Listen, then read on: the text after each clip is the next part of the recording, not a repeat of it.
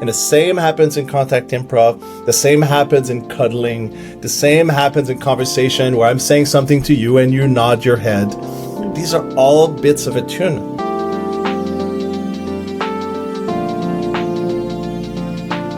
Hello. Today we have a beautiful human that I have known for many years now, and we've been through all sorts of different dynamics together. We've had plenty of beautiful adventures, and we've just been I feel a healing and supportive connection between us for many years, whether we're together or from afar. And Philippe, this is the Philippe Lewis, this magical being. He is a relationship educator who supports men and women in making better choices for themselves and each other so they can become sovereign humans through the practice of connection, trust, consent, intimacy, love, and the exploration of attachment theory. And he just had an amazing event recently called Journey to Secure, which I was supposed to be at, but I know that it was amazing and, just helping people to become secure in themselves so that they can become more secure in their relationships. And he is also the happy father of a 9-year-old boy, and his journey through fatherhood has been an incredibly vulnerable, raw, tender, and extremely empowering journey that he shared with the world. So we just are so grateful for this man, and I just love watching your growth through the years. I really feel it. And so today we're going to be talking about attunement in sex and relationships. So I'm just going to breathe in there and tell us what is inspiring and sparking off in you right now around attunement. Well, I have this new lover. I'm not going to say her name because we have an agreement around that, but I'm very happy to be in conversation with her because her capacity to attune back and her capacity to feel attunement is really high. And what that means to me is that being in conversation with her, not just in words, but also in touch, her body reacts in a way that's really clear. Like there's some people, because of trauma or because of the way they were educated or because of the way that they learn through other bodies, their capacity to reflect back or to be in the conversation, be in the dance is actually not as great. Like if you look at emotionally being in an emotional conversation or even in a physical conversation, it takes practice. And there's some people who don't have as much for a variety of reasons, including attachment style. And so with her, it's really easy. Like I engage with her, her body reacts. It gives me a sense of what you received. And then I'm able to continue the conversation. It's a little bit like a call and response. I give her touch. She responds. That her response is kind of its own version of a call. I respond with my own touch. And when people think of attunement, they think both physical or somatic ways, but they also think of emotional ways. Like if somebody comes to you and says, I feel really sad. And, often, especially men, because they like to fix things, they'll say things like, well, what's wrong? Well, like, how do we make this go away? How do we fix this? And what really the person is asking for is to be felt with. That's a form of attunement. Empathy is a form of attunement. It's a way that we basically show the other person, I'm with you, by really feeling into what's happening for them emotionally. Well, the same is true for dance. If you've done contact improv, somebody approaches you and they approach you with some version of touch or leaning in and dancing with. In order for that call and response to be felt, to be experienced well, you have to respond with something that fits what they sent your way. So, and this can look like two different things. It can look like an imitation, and it can look like an elaboration. Like you receive the touch or you receive the emotion, if it's two emotional bodies speaking together, and you respond with something such as, wow, that sounds like a lot. or wow, I feel really, I'm hearing you and I'm feeling your sadness. And that's a way of telling the other person, I'm with you. It takes attunement to do that. And what attunement is the ability to essentially capture what's going on in the other person and reflect it back to them in a way that matches or that elaborates, but not so much that they feel like it's a disconnection. And the same happens in contact improv. The same happens in cuddling. The same happens in conversation where I'm saying something to you and you nod your head. Mm-hmm. These are all bits of attunement. Mm-hmm. And good attunement naturally feels connective. And that kind of connection naturally leads to trust. And that leads to wanting more of it. So that's just the basic idea of attunement and why it's important. I love it. And let's just talk about what creates a lack of attunement. Because just in this conversation, I'm like, okay, there are definitely times where, I'm a therapist. I've done, all working with people my whole career. And so on some levels, I'm extremely attuned. And then I want to talk about like these moments where I'm not attuned, and what is it that comes up in us that creates that lack of attunement? And, and I'm sure I'm so happy for you that you have a beautiful new attuned lover, but I wonder, when is the first time that the attunement's will there be a moment when the attunement is missed, and what is that creates that misattunement? It's not a matter of if it's going to happen, it's a matter of when. And misattunement can come up for a variety of reasons. Trauma is a big one.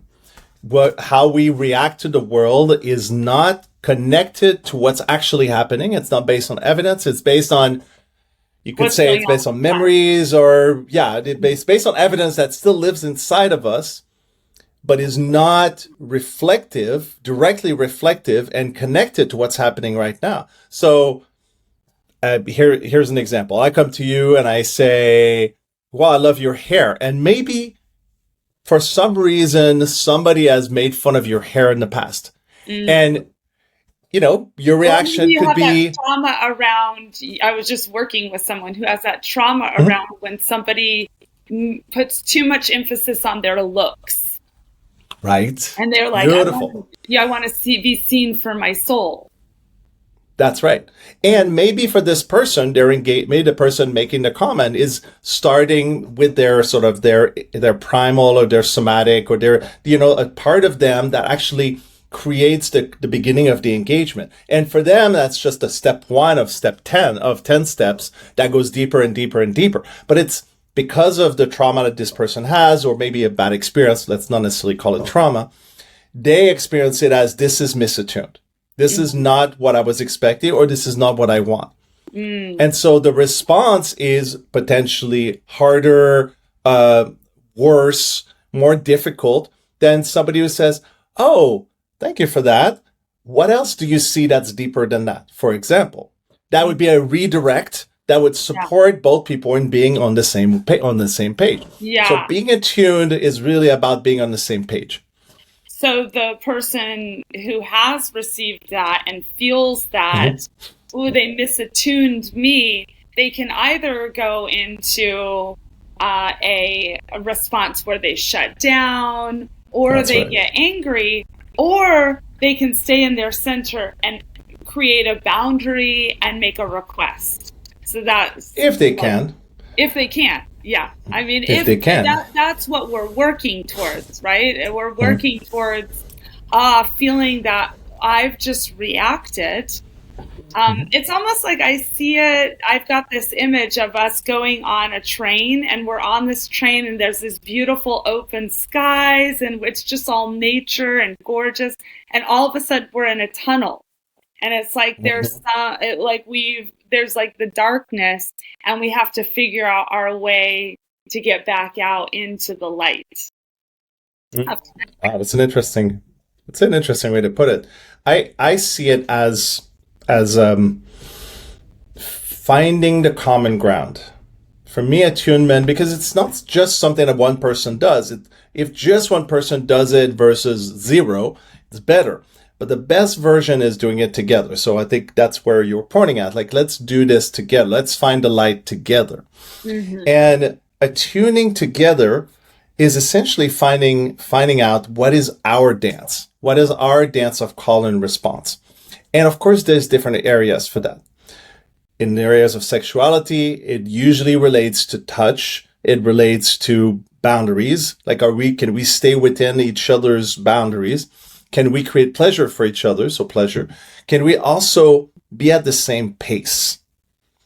Can we adjust so that the pace feels like it's similar enough or it matches enough that when you or I am feeling about doing more engagement with you, maybe in the next minute or the next date, I have a sense that you will meet me there being we're on the same page, we're doing something that is similar enough that we can see each other through it. Mm-hmm. For example, like BDSM, if people are into BDSM or dominance and submission, that's one version. To be able to be the giver of touch and the receiver of touch, that's another form of engagement where we're on the same page. But when two people are trying to give touch to each other and receive at the same time, it's more difficult. So there's modes of engagement that support us in having that feeling of togetherness. And it really starts moment to moment with the call and response, with the call being made clearly and the response to that call being made also clearly. So that the result is, oh, I have a sense that what I did worked out, both as a giver and the other person as a receiver. And now we're like, okay, this worked out. So should we try again? And then we try again, and then it works out again. And if it works out again, trust builds. And if you do this for long enough, then at the end of the date, if I say, how was that for you? Would you like to do this again? You'll think back on all the moments of things working out and which essentially are moments of connection and trust. And you'll think, wow, this was great. I want to do that again.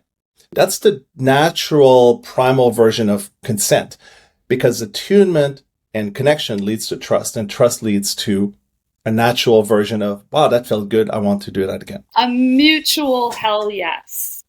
That's right. And it's okay for it to be crunchy at first because we don't know. That's right. Because what I'm feeling in my, what comes up for me and what is asked of me, to become more and more attuned in my personal relationships. So, of course, in my professional life, I'm very attuned because I'm just there. It's easy. In my personal relationships, what is continually called for me is deeper and deeper vulnerability, and to be able to go in and share my vulnerabilities and my desires and my needs from this raw, tender place without projecting on the other person that they're wrong, that they did something. It's just staying in this place of feeling connected to myself and then being able to be vulnerable so that we can attune more clearly and clearly and clearly. I love what you said about being connected to oneself, because I think that's the starting point. I was just looking back, what are the things that cause misattunement? And it's because attunement starts with oneself. I would say that what causes misattunement initially is, well, trauma, which I mentioned already, but also being distracted. If you're distracted because there are thoughts that are kind of getting in the way of being fully present with the person in front of you, that will cause misattunement because part of your attention will be somewhere else. It could be like you're thinking about what you're going to do tomorrow. Maybe you're trying to look at your phone maybe you're just futzing on your phone, or maybe you're trying to look something up, or you're trying to resolve a problem. All of these things will call your attention away from the present moment with this person. So when there's minute little shifts in their behavior and their attitude or their emotions, you won't catch it. And they will not necessarily consciously notice it, but unconsciously they will notice that how they are with you doesn't really create a clear call and response, because internally there's a distraction happening. So trauma could be seen as a variation on how you interpret reality, but it could also be distracting in the moment. You could be dysregulated, or one person could be dysregulated, which means that their nervous system is not fully online, or it's online for the purpose of survival. And as a result, they're not fully present, or they're not present to what's important, to connect at the finer details of being with somebody else. Right. And just to talk a moment about attachment theory, which I know is one of your passions in life. And I mean, really, it needs to be all of our passion in life, because especially if we have those insecure patterns, it's like this is such a route to deeper understanding of ourselves, and then being on that journey to secure, which is the journey that we are all on in conscious relating. So the avoidant, so there's the secure, and that's where we find that easeful, graceful attunement. And then there is the avoidant, and the avoidant that's where they get more of the distracted, like, ooh, the energy's feeling a little intense. I'll just look at my phone for a moment and zone out. And right. then regulate that way, right? Yes, regulate through, I just need to take a moment, and I can feel that very deeply in me. And then there's also the other side, which I also feel quite, I also have anxious parts too. And those parts are more thinking like, oh, wait, he didn't la, la, la, and has a story going on about what the person is doing, versus staying connected to myself. That's why I see it more. Once the story comes, that's kind of like being in the tunnel. Like suddenly I'm out of just being in the moment and the beautiful, fresh, and all of a sudden I'm like, there's that story that's presenting itself. So that's sort of like, and it's important. It's important. It's what? The story is important. It's calling for a lot of attention. Yeah, and the story can seem so real, even if it's really just a fragment of our imagination. And of course, we do attract people that match our places of insecurity. So in a way, we're creating attunement. We're calling in relationships that teach us where we're not secure and where we're not attuned, so that we can keep. It's actually. Great. Yeah, go ahead. It's actually calling for somebody who will be perfectly misattuned for us. Yes. And how powerful that is, that every single person that comes into our lives is a mirror of where we are misattuned or attuned. And of course, like the most exciting relationships is where, like you said, with your lover, where you have this beautiful attunement and you just feel it and it's just so yummy and delicious. And how many relationships did you have to have that were misattuned? And then each one was this beautiful, healing, growthful connection that led you to being more and more secure. And I love that you've shared so much with the world about your journey to secure.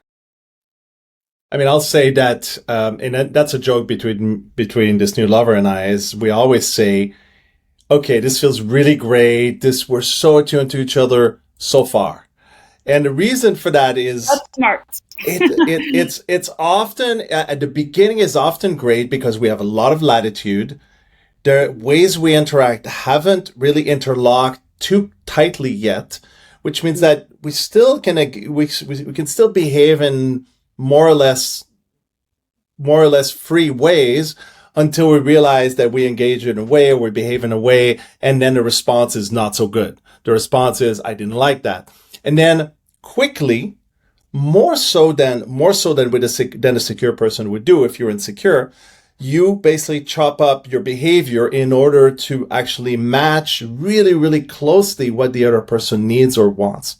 But the problem is that it's like trying to dance closer and closer and closer and closer together. And when there's not a whole lot of space, which secure people do, secure people have a lot of latitude. They're pretty forgiving, at least as they engage with each other. When you're too close together and you're interlocking, the interlocking is related to upset or dissociation, or for like trying to get away from the upset. This kind of coping mechanism actually becomes more and more limiting for the relationship. And what ends up happening is that there's no more movement from each person that will actually not cause any pain. So there's no longer enough latitude to be able to come back together and say, okay, this didn't work out. Let's find a better way, because there's too much insecurity in the system and there's too much coping in the system.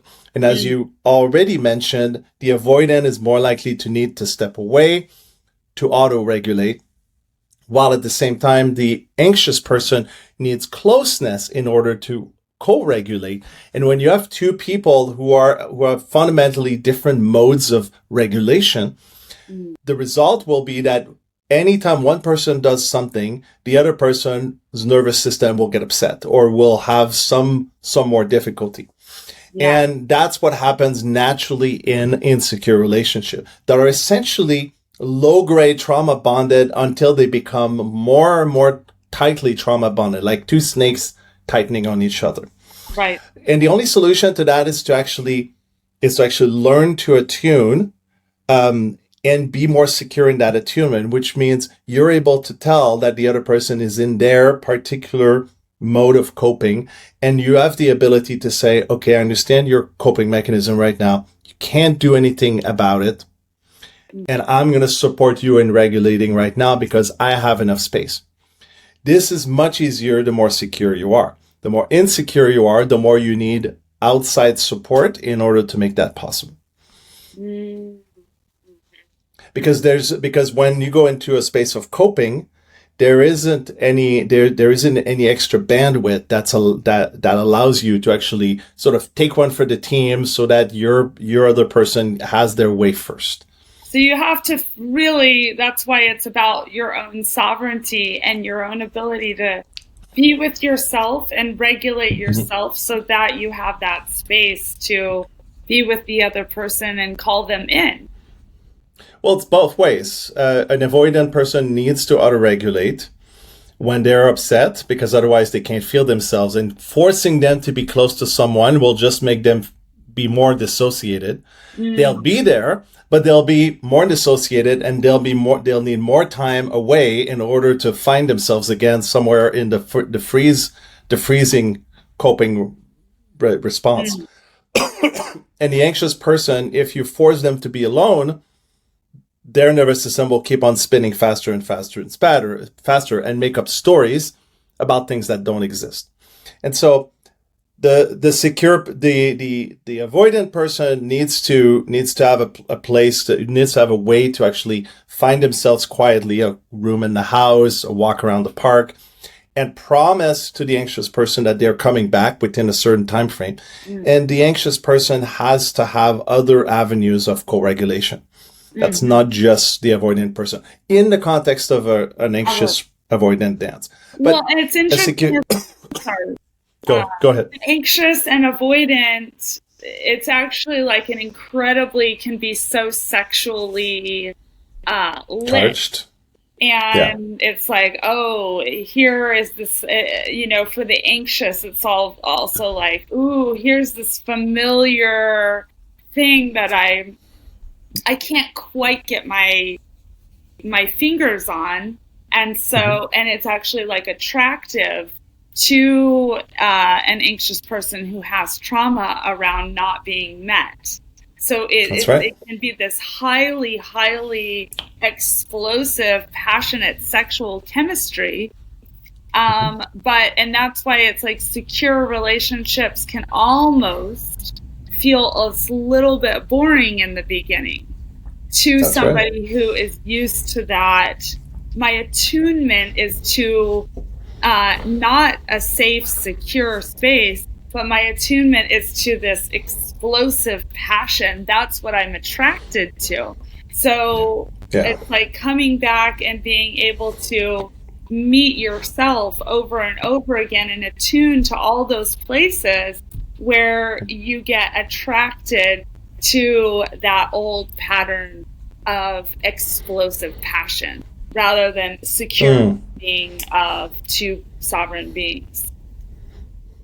I like to say that everything that goes up has to come back down eventually, and the engagement with somebody else who's insecure tends to cause a kind of fear that is upregulating. There's a sense of I don't know what's going to happen. That feels exciting, but it's basically as exciting as a roller coaster is exciting, and Yes. this sense that things are gonna go up, down, sideways, and you don't know what's coming. That kind of fear is very desirable for somebody who is insecure. That kind of fear is not so attractive for somebody who's secure, because what they value is the kind of high that's more down-regulating, like the high of oxytocin, the high that feels more like a warm bath, that feels relaxing. That I call it goodness. Like there's a sense of goodness. It's not a high like, oh my God, I wish for this to never end because it makes me feel so much more than I felt before. It's more like, oh, now instead of feeling more, I feel what I feel more fully. Mm-hmm.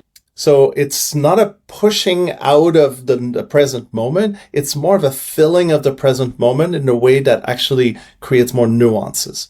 So it's more of a down-regulating high rather than an up-regulating high, which eventually has to come back down. So Right. it's the first instead of coming from addiction, it has a self. It's a self-limiting, just like cuddling doesn't make you high. You just enjoy it, and then you rest, and then you're like, okay, now it's time to get moving.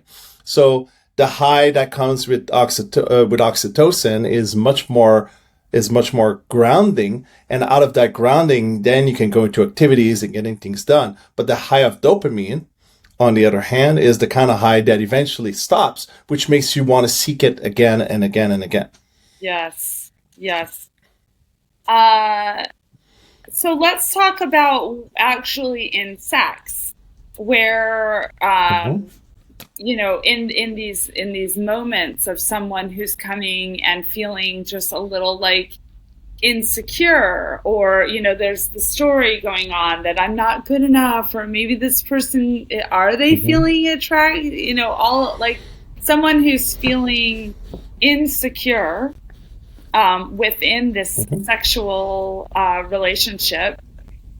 I'm thinking about they're just stereotypically a man who feels insecure and is experiencing performance anxiety, and a woman who's feeling like disappointed because she's not being like fully met with the touch. And this happens in relationships. How do we begin to shift that within our sexual relationships as well as our romantic relationships? Because there are people who have beautiful, phenomenally in tuned like connection in all areas of life, and they've been together for years, and it's just so beautiful, and then they get in the bedroom, and that's where the attunement issues happen. So I mean, you described two different situations. One for the man is that he's distracted because he's worried about performance anxiety. Yeah. And there's a lot there around how he should be versus what's happening right now. There's also the reality that as men grow older, it's almost like their hormone levels go down, or at least their hormones are not raging quite the same way as they used to. And I liken it to like their animals a little bit more sluggish, and their heart is actually probably more open, or they're more present to their own emotions. And so the heart takes a little bit more space than it used to, or the animal takes less space than it used to. Like in my 20s, I could just squeeze somebody's hand, and I could like I could find myself aroused. Nowadays, not as much, but I'm also more mature. I see people more deeply. And so my arousal is much more diverse or much more nuanced. But the main thing is, if the man is distracted by by a concept or an idea of how he should be, then that distraction will take him away from his arousal, or it's going to take him away from the pleasure that he might be feeling. And that distraction is going to compound itself into more distraction. And so the solution, if there is one in this case, is to focus on the sensations that he's feeling. And it's not about the erection in that moment. In that moment, at least in the time that it takes for the erection to happen, it takes, it'll take whatever the time that it takes. And women are very familiar with that. They're very familiar with that. It takes some time to actually get to the point of now penetration is what we want, or maybe something else. Right. So that's for the man. And so then the woman needs to be able to, and this can go both ways, but we're just talking about this particular possibility. And the woman needs to deal with her disappointments, her upset about not having the cock hard and right in there and go, so also to be more attuned and slow down and breathe and enjoy just the connection rather than needing something to happen right away. And be able to, attune to where they are and build the fire. Yeah, there's like two people come together with some ideas of how it's supposed to happen. Already the game is set. The game for misattunement is set. They're already coming in with, I'm going to do this move, they're going to do that move, I'm going to react to their move, and they're going to react to my move. And they're trying to plan it out like it's a chess game.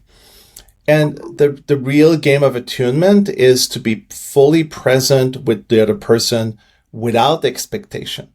Okay, like how many women or men has been in front of somebody and they imagine the other person's already 5 steps ahead and they're engaging as if they're about to sleep together, or they're engaging as if they're about to kiss, instead of being present to what's real right now. The game of attunement is to be as present as possible to the moment, so that each person can respond to the moment with fullness and clarity. So there's no planning 5 steps ahead. If there's a planning of 5 steps ahead, at some point one person or both people will actually feel like they're not present with the other person, or the other person's not present with them. And that will be experienced as a lack of connection. And that will also be experienced as a lack of presence. So projecting that, this is the one, because there's that, maybe we're going to have sex, or maybe, that sexual projection. But there's also a lot of romantic projection, like, absolutely. I see, we're on our 3rd date and I'm already seeing us married and kids and the future house and all of this. That's also taking us away from the moment of really just being here and the connection of what is. Yeah. Although it's a bit of the challenge is people don't feel comfortable in the moment. They need to know what's going to happen in order to feel comfortable with making the next move. It's almost like they need to move towards something in order to be comfortable making the move. A lot of people are not comfortable with the unknown. To be comfortable with the unknown means you don't know if this person's going to like you. You don't know if you're going to have sex. You don't know if they're going to want a second date. And you're showing up as fully as you can, moment to moment to moment, to create these good moments of call and response and trust, such that the other person will be left with, this person can really be with me. Most of the time people are like, all I want is somebody who can really see me. I'm sure you've heard that. Most people just want to be really seen and felt and heard. And if you could just show up for that without being distracted, then you actually have to do your best shot at this person saying later on, like, yeah, I want to do that again with you. because of the presence in the attunement that has been shown and the trust that has grown. So it's important to bring all of ourselves, but without expectation. I call it holding the moment lightly, or holding the person and the budding relationship and the dance of it very lightly. I love that. Now let's talk about somebody who's very confident. Let's just say a man. A man who's very confident, and he is interacting with a woman, and he feels as if he is the most present, attuned, right there man when he's there, and then when he's not there, this is something I see a lot. It's like the man is right there, fully attuned, so charming, and the touch is right, and the sweetness is right. But then when they're not together, he's gone. Mm-hmm. So how do we walk down? I'm sure you know, or have maybe even been this man before. I've been there. Yeah. So what you're speaking of is not just the engagement when you're physically present for each other. Mm-hmm. What you're speaking of is the continuous experience of engagement with another person, whether you're physically in the same place or you're not. Yes. Nowadays, electronic communication is super important. You have to be able to engage online as much as you're able to engage in real life. And that means communicating on different platforms. And that means responding quickly enough that the other person's like, did my message, did he see it? Did he read it and not care? There's meaning that comes with the way somebody responds, how long they take to respond, how they respond, what words they use. There's all kinds of meaning that we're trying to make out of it, because we're trying to discern the full communication through the way they do it. We do this in person too. If I smile and I engage versus if I make a face and I engage, or if I look away, if I look towards, these are all ways that we use to communicate with the other person, or that we try to interpret the communication of the other person. Online is the same thing. I have a class called the art of online communication, or online connection. And it's really about that. Like, it's about both what we communicate unconsciously when we're not fully present, and it's about what we interpret from the other person without enough evidence. So some of learning to do this together is inherently crunchy. We just don't know how they are, who they are, how they engage in person, how they engage online, and we have to learn that. And part of the solution about this is to actually be clear about where we're seeing and perceiving without judgment. Hey, you didn't respond for 5 hours to my, hey, how you doing text. Were you busy? What does it mean to you? What's going on your end? So because we're trying to learn. We could just ask, but we have to ask without judgment. You can't just say, why did you dismiss my text for 5 hours? There's already judgment into it. That's why it takes in this, like, coming into our center and doing the inner work, and then just asking. Yeah, because we have to approach relationships with a sense of curiosity. If we approach with a judgment or with an expectation, then already we're coloring it a certain way.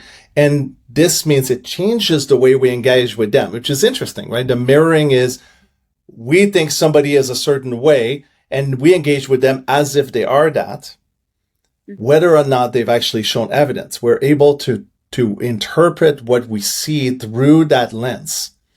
And the lens instead can just be curiosity. It can be like, oh, my tendency is to, when somebody sends me something, this is the way I respond. And I see you respond the way you're responding. Like, tell me about what that means to you. And then we can learn consciously instead of allowing our unconscious interpretations to lead the way. Or because we might interpret as if they are an ex or somebody else that we know that we were either happy or upset about. This is why the vulnerability and connection to self is the vital That's right. key to having these attuned, secure, beautiful, empowering, fun, joyful, just grounded relationships. A lot of this comes back to having a good relationship to self and a good relationships to our own needs. And that's what a secure person is. A secure person is inherently has a healthy relationship to their own emotions, to their own needs. They're able to express them. It's okay to have needs. It's okay to have emotions. They're also ultimately collaborative. They want to make it work. And it's usually pretty obvious what's missing when something's not working. You can just have more information. Let's make this more consensual. Are you ready? Are you willing? Are you able? And are you informed enough? And am I the same? Am I ready, willing, able, and informed enough for us to do this thing together? And if not, let's have a conversation about it so that we know better as we do this again. Beautiful. Yay. So attunement in this case is just having that sense so dialed in, either with oneself or with each other eventually as we learn to dance together, that we're able to do this very gracefully. It takes practice. It takes a lot of practice to do this well with our own selves, and some people do parts work to nail that a little bit more, or they do therapy, or they do coaching, just to have these conversations with somebody else that will support them in having better, more graceful inner dialogue, which then allows us to have a more present dialogue with others without being hijacked or without having judgments, and staying open and curious. I love it. I love it. Beautiful. Thank you. So I was going to ask you, what is the one tool that we would just want all of our listeners That's to perfect. take? And I like curiosity. Let's put that one on the silver platter. That's such a good way out of trauma. It's like coming back into presence and being curious. What is alive for this other person so that I can attune to them? I'll tell you my tool. Okay, great. Go half the speed. There's a friend of mine who says, go to the speed of what trust. does he say? Well, yeah, go at the speed of trust. I came up with that one. Yeah, I mean, if you're able to feel yourself, and if you don't, you want that, is you move at a speed that feels right to you in the most authentic way possible. And you try to match the speed of the other person in a way that is while they're doing the same thing. And if you can match speed without going outside of your own zone of tolerance regularly and reliably, you've got a good relationship about to happen. Mm-hmm. That's attunement. That's too good to even just match speed and match modes of engagement. In order to do this well, you have to slow down to the pace that allows you to perceive all the things you need to find out in order to do this well. You have to slow down all the way to that speed. Do you feel that means waiting longer to have sex? Oh, I mean, it means waiting as long as you need in order to perceive each other well enough that, I'll put it this way.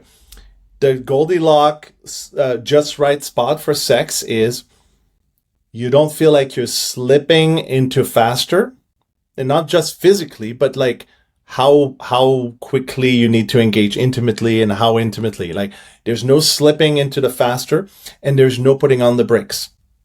If you can stay in that zone of this feels like just the right pace, and you imagine that you might be doing this for a long time, like multiple dates. Imagine like the person you're on a date with. What if this was the first date of 100? How would you go about this date so that the person in front of you might say, wow, this was great, let's do it again. And each time you go on a date, the same game and the same dance repeats. But think of the long term. Yeah. Would you want to leave the person better than you found them? Would you want to leave them thinking, this was great, I want to do this again?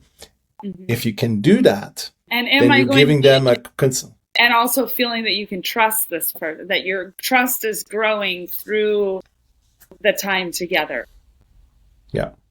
Yeah, I wanna leave you the quote from my friend, which is Okay. not going the speed of trust, which is also really great. That's what I use all the time. This is Thank you. great for avoidance because they're actually way slower than everybody else. To be able to slow down at the pace of the avoidance is to be able to stretch it like taffy forever, which Yeah. sometimes is too slow. So, but here's the quote: "Slow is smooth, and smooth is fast." Slow, fast. Okay. Something to Yeah. think about. Yeah. And so, yeah, it makes me think of like a slow, gentle tango. Right. Right. And I think slowing down is something that is not as it's not very prominent in our current culture as Oh yeah. on every level, like as well as whether it's sex and just life is so fast, and it's like just sex is very fast, and so it's actually really beautiful to take time and be slow in our sex because it actually creates more safe, secure, empowering, awesome, long-lasting sex. I mean, if you had the best meal on the planet in front of you, would you want to inhale it, or would you want to eat it small bite by small bite? I love it. Thank you. We're going to end right there. That was a good one. And yeah, thank you so much, Philippe, for coming You're on welcome. here. And I really enjoyed this conversation, as I always enjoy our Always a conversation. pleasure. Yeah. And I'm sending you so much love and sending everyone out there on Mm. this journey to secure, this journey to attunement with ourselves so that we can attune deeper and deeper and more joyfully with everyone in our lives. Mm. So good. Thank you. Thank you so much. Mm. Mm.